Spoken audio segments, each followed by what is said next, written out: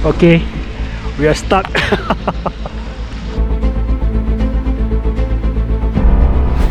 Assalamualaikum dan salam sejahtera korang. Terima kasih kerana kembali ke channel aku. Hari ini aku nak berkongsi dengan korang pengalaman aku menaiki zipline terpanjang di dunia, dan yang bestnya aku tersangkut, tergantung dan berhenti sebelum sampai ke platform penamat. Yes, tersangkut dan tergantung. Okey, zipline yang terpanjang di dunia ni terletak di UAE ataupun spesifiknya dekat Ras Al Khaimah. Okey, Ras Al Khaimah ni adalah salah satu negeri ataupun Emirates yang terletak dalam UAE, termasuklah Abu Dhabi dan juga Dubai, di mana tempat yang aku menetap sekarang ni. Terletak lebih kurang 160 km daripada bandar Dubai, dan kalau naik kereta tu boleh memakan masa dalam 2 jam. Zipline itu telah diiktiraf oleh Guinness World Record sebagai zipline yang terpanjang di dunia dengan kepanjangan 3 km dan kelajuan average adalah 120 km sejam. Panjang dan laju weh. Kalau korang nak tengok vlog penuh zipline tu, aku ada sediakan link di description di bawah. Okay, kita dah sampai ke flying platform. Speechless, tak tahu nak cakap apa. Sampai-sampai je dekat area platform berlepas tu, dia punya perasaan gemuruh dia datang lain macam babe. Sebab apa? Sebab platform berlepas tu terletak betul-betul dekat pinggir bukit. Dia punya corong tu sayuk gila babe. Tapi yang the best partnya, dia punya pemandangan dia, Masya Allah, cantik gila, dengan bukit bukau, dengan pemandangan di sekitar tu. So lupa sekejap lah yang sebenarnya aku nak naik zipline tu sekejap lagi. Lepas tu kita orang semua siap-siap lah dekat launching platform tu. Walaupun kita orang tahu yang duration flight pada hari tu lebih kurang 2 minit, 2 minit keseluruhannya. Tapi organizer tu sempat buat melawak ke aku. Dia kata hari ni merupakan hari yang panjang untuk aku. So bila dengar dia cakap macam tu, aku tertelan Elio, terkulat-kulat, degup jantung tu makin kuat. So perasaan tu memang tak boleh nak digambarkan lah. Very long day. Really? It's only 2 minutes, right?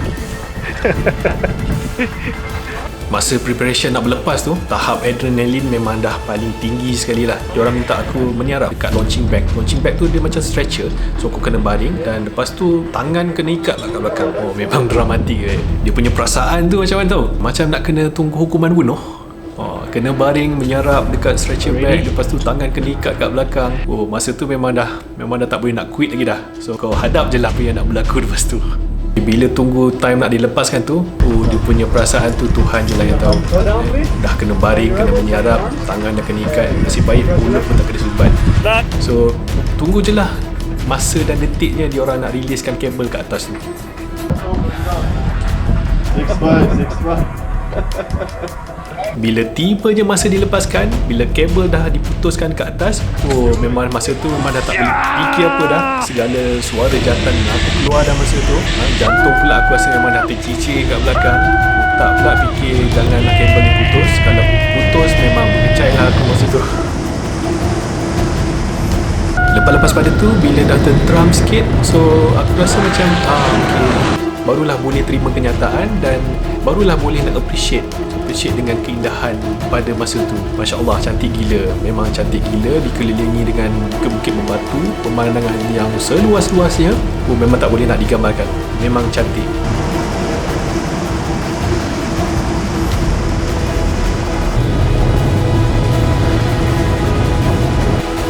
Ni part yang paling best sekali. Bila dah hampir 2 minit tu, aku dah rasakan yang flight aku tu dah semakin slow. Aku assume yang tak lama lagi aku akan sampai lah ke platform penamat tu.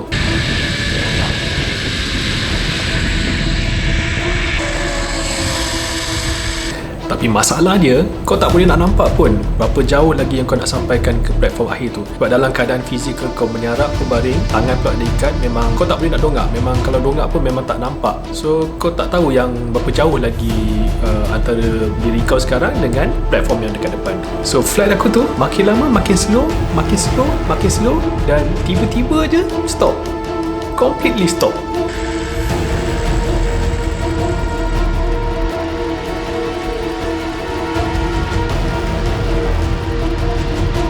So bila dah tergantung, dah tersangkut kat atas tu, aku macam okay, takkanlah macam ni je kan. Nak buat apa babe? Ada payung terjun ke macam mana ni? Blank. Okay, we are stuck.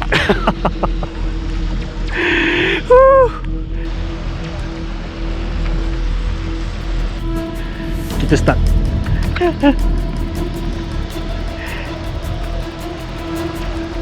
Bila aku tengok dekat bawah tu, aku rasa tinggi dia tu ada lagi dalam 50 meter. Tinggi lagi weh. 50 meter tu kau boleh bayangkan tiang bendera dekat Dataran Merdeka tu, separuh daripada tu, ataupun 15 tingkat bangunan. Kau bayangkanlah tinggi tak tinggi. Kalau jatuh tu pun aku rasa boleh berkecai lagi tu. Dalam masa tu, dalam beberapa minit aku rasa aku duduk tergantung je lah, tersangkut dan mengharapkan ada orang datang menyelamatkan aku.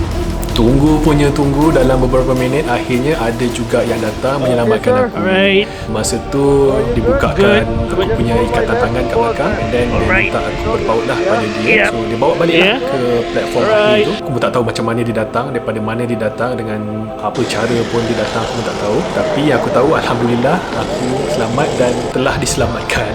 So bila dah sampai ke kat platform tu, aku borak-borak lah dengan organizer ni, orang yang datang menyelamatkan aku tadi tu. Aku tanya, jauh ke tadi aku tersangkut kan dan tergantung? Dia kata boleh tahan jauh juga, dekat dalam 100 meter juga. 100 meter weh, jauh lagi nak menyampaikan ke platform akhir tu. Bayangkanlah 100 meter nak menyampaikan ke platform akhir tu, dan dengan ketinggian tempat kau tergantung dan tersangkut tadi lebih kurang dalam 50 meter.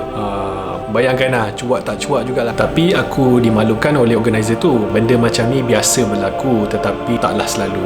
Antara faktor-faktor yang boleh menyebabkan benda ni berlaku ialah mungkin berat badan dan juga kabel yang ada pada masa tu tak match, ataupun faktor-faktor lain seperti rintangan angin ataupun faktor-faktor lain yang boleh menjejaskan kelancaran flight hari tu. Dan dia pun ada beritahu jugalah, walaupun benda ni biasa berlaku ataupun boleh berlaku, diorang punya SOP lah, SOP keselamatan, SOP menyelamat, dan dia kata tak perlu risaulah sebab benda ni diorang dah alami dan diorang punya pengalaman yang luas, sebab organizer ni bukan saja terdapat di UAE tapi di seluruh dunia. Okey, itu saja perkongsian aku hari ni, perkongsian pengalaman. Aku rasa pengalaman ni mungkin tak semua orang boleh rasa lah. Agak special sikit pengalaman tergantung dan tersangkut dekat zipline terpanjang di dunia. So alhamdulillah pada hari itu aku selamat dan pulang ke rumah dalam keadaan anggota badan yang cukup. Sehingga kita bertemu lagi pada video-video yang akan datang. Jangan lupa like, komen dan juga subscribe. Aku Yusafiza Yunus. Bye.